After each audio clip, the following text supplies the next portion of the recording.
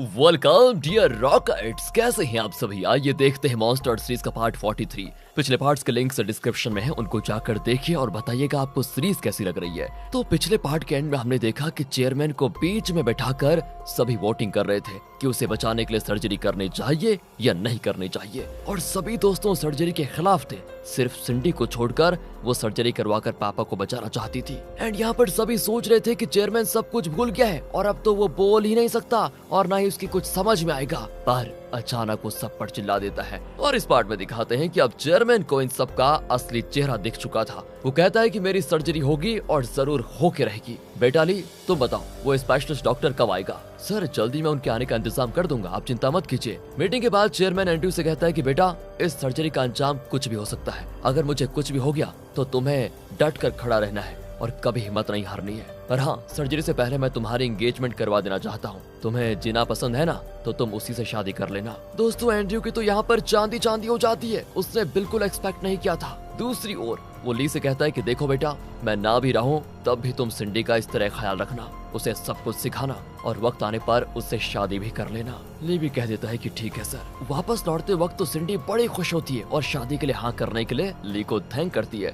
पर ली कहता है कि सुनो, मैंने तुम्हारे पापा की भलाई के लिए हाँ करी है। ऐसे वक्त में उनकी बात को इनकार करके उन्हें डिसअपॉइंट नहीं करना चाहता था, इसीलिए मैंने ऐसा कह दिया। बाकी तुम कोई उम्मीद मत रखना मुझसे। वो भी कह देती है कि हाँ, मैंने इसी बात के लिए तुम्हें थैंक किया था वैसे। पर दोस्तों उसका चेहरा बता देता है कि वो अब भी ली से बहुत प्यार करती है। दूसरी ओर दिखाते हैं दोस्तों कि जब नेल, जेराल्ड और किमी घर आते हैं ना, तो वहाँ जेजे को देखते किमी चिढ़कर अंदर चली जाती है। नेल कहता है कि देखो जेजे, तुम इलेक्शन के लिए अपना फंड लगाओ, बाकी आइडिया तो मैं जेराल्ड से ले ही लूंगा। वैसे भी तुम्हारा आइडिया उतना काम नहीं आ रहा। जेजे को बड़ा गुस्सा आता है और वो एंड्रयू को बताता है कि उस बुढ़े को मेरे पैसे चाहिए, लेकिन मेरी जरूरत नहीं। मैं जान चुका हूँ कि इलेक्शन के बाद अगर वो जीत गया तो अपनी बेटी की शादी फिर मुझसे नहीं करवाएगा। इसीलिए काम करो, जल्द से जल्द नेल की सीक्रेट फाइल निकाल कर मुझे दे दो बस। एंड्रयू भी दोस्तों हाँ कर देता है यहाँ पर। वैसे उस फाइल में है क्या, ये तो आगे ही पता चलेगा। इन सब की वजह है वो ली, जिसने मेरी वाइफ किमी को सब कुछ बता दिया। उससे ये बहुत महंगा पड़ेगा। हमें किसी भी तरह सिंडी और ली का जो ज्वाइंट बिजनेस है ना, उसका नुकसान करवाना होगा। दोस्तों एंड्रयू सोच में पड़ जाता है कि डोडो ग्रुप होटल जो सिंडी के कंट्रोल में है, उसे कैसे बंद करवाया जाए। मतलब कोई तरकीब सोचता है दोस्तों वो। एंड उसे पता चलता है कि होटल का 70% इनकम उसके ड्यूटी फ्री शॉप से आता है, जहाँ पर टॉप ब्रांड्स के प्रोडक्ट्स होते हैं। इसी वजह से ज्यादातर रईस कस्टमर्स वहाँ पर आते हैं। और दोस्तों इसके इर्द गिर्द ही एंड्रयू एक प्लान बनाकर बॉबी को कॉल करके कहता है कि सुनो, मुझे तुम्हारी मदद चाहिए। वो भी कह देता है कि ठीक है। तो अगले सीन में दोस्तों अब हम नाथन को देखते हैं जो बॉबी से मिलता है। अरे गैंगस्टर भाई, आज मुझे कैसे याद कर लिया। बॉबी कहता है कि मैंने एक छोटा बिजनेस शुरू किया है, हैंडबैग्स का। और ये सुनकर नाथन हंसने लगता है कि ये तुम्हें हो क्या गया है। वैसे मुझे क्यों बुलाया है ये बताओ। एक्चुअली तुम्हारी बहन सिंडी के डोडो ग्रुप होटल में जो ड्यूटी फ्री शॉप है, उसमें तुम्हें मेरे हैंडबैग्स बेचने होंगे। नाथन कहता है वो मैं कैसे कर सकता हूँ बताओ। और दोस्तों इस पर बॉबी उसको वो एग्रीमेंट दिखाता है जिसमें लिखा था कि अगर नाथन ने बॉबी को प्रॉमिस की भी रकम नहीं दी तो वो नाथन के बॉडी ऑर्गन्स निकाल सकता है। हम नाथन की ये सुनकर हालत खराब हो जाती है कि हमेशा इसको मत दिखाई करो यार, डर लगता है। खैर देखो, मैं सिंडी से बात करता हूँ क्योंकि डोडो ग्रुप होटल उसी का है। पर उसके बदले सुनो, तुम्हें मेरा एक काम करना होगा जो मैं तुम्हें बाद में बताऊंगा। दोस्तों अब सिंडी को मनवाने के लिए नाथन अपनी माँ का सहारा लेता है, जो सिंडी को बताती है कि बेटा नाथन का फ्रेंड तुम्हारे ड्यूटी फ्री शॉप में अपने ब्रांड का बैग्स बेचना चाहता है। वो दोस्तों ब्रांड का नाम भी बताती है, लेकिन सिंडी को ये बिल्कुल अच्छा नहीं लगता। पर उसकी माँ विनती कर रही है कि बेटी एक बार अपने भाई के लिए ये मदद कर दो। तो वो भी कहती है कि देखो ये लास्ट है, इसके बाद मैं इसके लिए कुछ नहीं करूंगी। और दोस्तों अब एंड्रयू अपना प्लान बॉबी को बताता है कि तुम डोडो ग्रुप होटल में असली ब्रांड के हैंडबैग्स के बजाय नकली वाले भिजवा दो, और ड्यूटी फ्री शॉप होने की वजह से वहाँ के टॉप ब्रांड्स के प्रोडक्ट्स चीप होने चाहिए, और यहीं पर हम अपना गेम खेलेंगे। देखो ये सिंडी का अकाउंट नंबर है, इसमें तुम 2 मिलियन ट्रांसफर कर दो, फिर तुम देखो मैं उसे कैसे जेल भिजवाता हूँ। बॉबी दोस्तों शॉक हो जाता है, लेकिन इस प्लान के लिए मान ही जाता है। लेकिन जब वो अपनी कार से उतरता है तो ग्रे उसकी फोटो ले लेता है। लगता है दोस्तों वो इन्हें फॉलो कर रहा था। उन फोटोज को देखकर अब ली को शक होने लगता है कि ये बॉबी एंड्रयू से भी मिलता है और नाथन से भी। आखिर इसकी स्कीम क्या है पता लगानी पड़ेगी। अब इनकी बातें सुनने के लिए हमें कोई सीक्रेट माइक फिक्स करना पड़ेगा। दूसरी ओर दोस्तों एंड्रयू के कहने पर बॉबी ने ड्यूटी फ्री शॉप में अपने हैंडबैग्स रखवाने के लिए एक एग्रीमेंट बनाया था जिससे वो नाथन को देता है। नाथन कहता है कि बहुत हो गया तुम्हारा, अब तुम मेरी भी बात सुन लो जरा।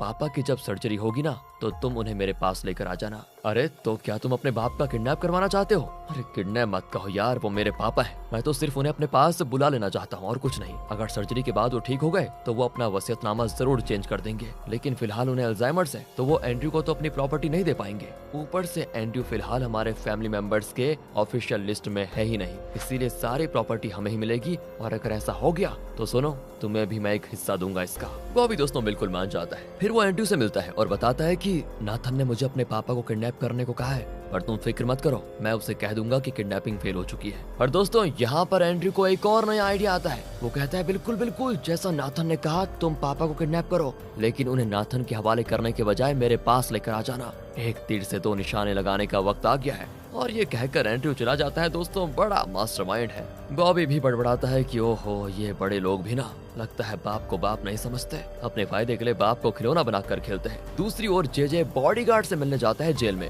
बॉडीगार्ड को देखकर वो कहता है कि लगता है जिना तुमसे अक्सर मिलने आती है, आखिर चल क्या रहा है? वो कहता है कि बॉस आप मुझ पर शक कर रहे हैं, मुझ पर? मैं हमेशा आपका ही वफादार रहूंगा। अरे वो तो मैं जानता हूँ, मुझे तुम पर शक नहीं है। एक्चुअली नेल, किमी, एंड्रयू ये सभी मुझे धोखा दे रहे हैं, इसीलिए मैं तुम्हें देखने नहीं आ पाया। हाँ, पर तुम फिक्र मत करना, किसी स्पेशल दिन जब कैदियों को रिहा किया जाएगा तो मैं तुम्हारा भी नाम उस लिस्ट में ऐड करवा दूंगा, तुम जल्दी बाहर आ जाओगे। बॉडीगार्ड भी कहता है दोस्तों कि आपकी सेवा के लिए मैं हमेशा तैयार हूँ सर। दूसरी ओर दोस्तों ग्रे, ली और मोजो को बताता है कि एक अच्छी खबर मिली है। जिना के भाई की ऑटोप्सी जिस डॉक्टर ने की थी, जो उस वक्त भागकर बच निकला था, उसका पता लग चुका है। असल में रोशे ने उसका पता लगाया था। दोस्तों रोशे तो आपको याद है ना कि भूल गए, काफी टाइम से आई नहीं सीरीज में। वो आगे कहता है कि हमें जल्दी जिना के भाई की ऑटोप्सी रिपोर्ट मिल जाएगी। ये सुनकर ली बड़ा खुश होता है कि चलो कुछ तो अच्छा हो रहा है। पर इतने में टीवी पर बताते हैं कि कल एंड्रयू और जिना की एंगेजमेंट है। ओहो, ये क्या सुनने को मिल गया। ये सुनकर ली भी मायूस हो जाता है। दोस्तों अकेले में बैठकर वो जिना के बारे में सोचने लग जाता है। दूसरी ओर जिना भी बहुत उदास होती है, हालांकि कल उसका एंगेजमेंट है।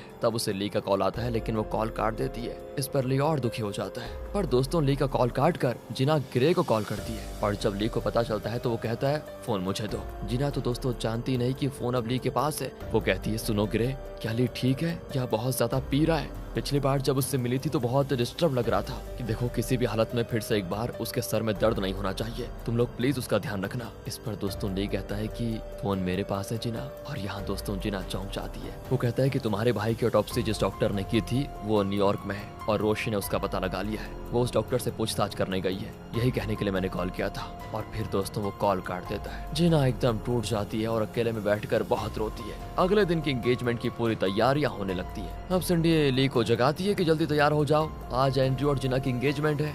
मोजो कहता है कि ली नहीं आएगा, पर ली कहता है कि नहीं, मैं अभी तैयार होकर आता हूँ। वो रेडी होकर निकलने वाला होता है कि अचानक उससे कुछ देर के लिए सब धुंधला धुंधला दिखने लगता है, लेकिन फिर ठीक हो जाता है कुछ देर के बाद। लेकिन दोस्तों इससे उसको घबराहट भी होती है कि ये मुझे अचानक हो क्या रहा है, लेकिन इस समय वो इस बात पर ज्यादा ध्यान नहीं देता। फिर एंगेजमेंट सेरेमनी होती है शुरू। परिवार के सभी लोग आए होते हैं। एंड्रयू और जिना को साथ चलकर आते देखकर ली बहुत दुखी हो जाता है, और ये बात सिंडी भी नोटिस कर लेती है। आखिर वो एंगेजमेंट रिंग एक्सचेंज कर लेते हैं, पर ये देखकर नाथन गुस्से में अपने आप से कहता है कि तुमने गलत आदमी को चुना है जिना, मेरे पापा की प्रॉपर्टी उसे नहीं मिलेगी, तुम बहुत पछताने वाली हो। तब उसे बॉबी कॉल करके कहता है कि सर्जरी में जो नर्स डॉक्टर का साथ देने वाली है, मैंने उसको पैसे देकर डीलिंग की है, उसकी मदद से मैं चेयरमैन को किडनैप कर लूंगा। लेकिन दोस्तों उसकी सारी की सारी बातें ग्रे सुन रहा होता है और उसकी रिकॉर्डिंग भी हो रही होती है। असल में वहाँ पर ग्रे ने एक सीक्रेट माइक लगाया होता है जिससे वो नाथन की बातें सुन लेता है, और जैसे ही चेयरमैन की किडनैपिंग की बात वो सुनता है वो घबरा कर ली को कांटेक्ट करता है। वो भी सुनकर चौंक जाता है कि भाई ये हो क्या रहा है। इसी बीच बॉबी नाथन का कॉल काट कर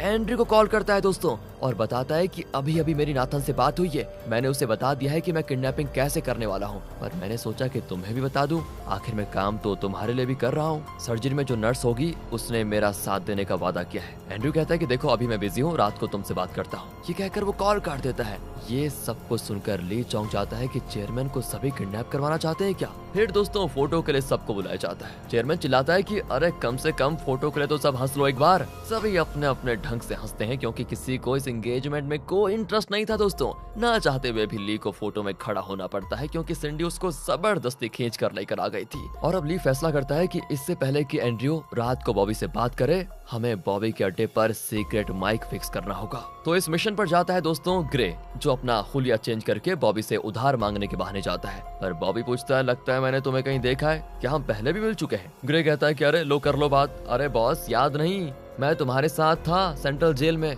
बॉबी एकदम से खिल जाता है कि अरे तुम भी सेंट्रल जेल में थे क्या? तभी मैं सोचूं कि तुम्हारा थोबड़ा इतना देखा देखा सा क्यों लग रहा है। क्या बात करते हो बॉस, मैं तो अक्सर जेल जाया करता हूँ, वहीं तो आपसे मिला भी था। कहकर दोस्तों वो बॉबी को एक वॉच देता है और कहता है, मुझे पैसे की सख्त जरूरत है, प्लीज इस वॉच को रख लो और $10,000 दे दो प्लीज। बॉबी शॉक हो जाता है क्योंकि ये बहुत ही कीमती और रेयर वॉच है दोस्तों।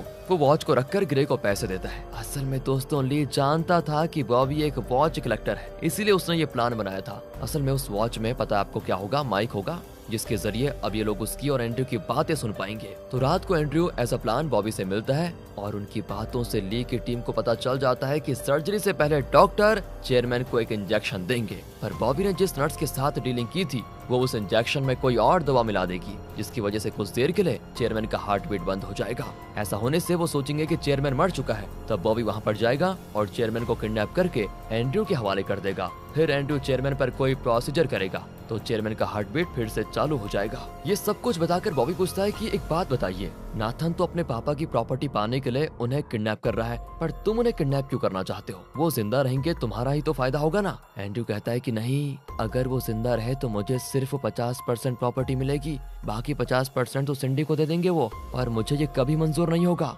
मुझे तो पूरी प्रॉपर्टी चाहिए, इसीलिए मैं उन्हें किडनैप कर रहा हूँ। दोस्तों ये सब कुछ सुनकर ली और मोजो चौंक जाते हैं कि क्या है यार। इतने में दोस्तों ग्रे आकर बताता है कि एक बुरी खबर है, जिना के भाई की ऑटोप्सी जिस डॉक्टर ने की थी, इसी वजह से उसने खुदकुशी कर ली। ली ये बात तुरंत जिना को बताने उसके ऑफिस जाता है, लेकिन ली को देखते वो कहती है, मुझे जरूरी काम से बाहर जाना है प्लीज। ली उसको रोककर बताता है कि सुनो तो मेरी बात, वो डॉक्टर मर चुका है जिसने तुम्हारे भाई की ऑटोप्सी की थी। जिना भी चौंक जाती है और कहती है, अगर उस डॉक्टर के परिवार का कोई है तो मैं उनसे बात करना चाहती हूँ। ली भी उसको कुछ डिटेल्स देता है। जिना अब उस डॉक्टर के भाई से मिलती है और पूछती है, क्या उन्होंने आपको कोई ऑटोप्सी फाइल दिया था कभी, या फिर कुछ और बताया होगा किसी के बारे में? वो भी कह देता है कि नहीं, उन्होंने हमें कुछ नहीं बताया, लेकिन हाँ उनके कबर्ड में एक फाइल थी जिसमें कुछ न्यूज़पेपर कटिंग्स थी, शायद वो आपके कुछ काम आ जाए। कहकर वो जिना को फाइल देता है। दूसरी ओर दोस्तों एंड्रयू ने किसी तरह चेयरमैन की सेफ्टी लॉकर को एक्सेस कर लिया था। असल में वो चेयरमैन की हैंडराइटिंग में लिखा हुआ वो नकली वसीयतनामा इसके अंदर रखने आया है, ताकि जब चेयरमैन की मौत हो जाए तो उसका ये सेफ खोला जाएगा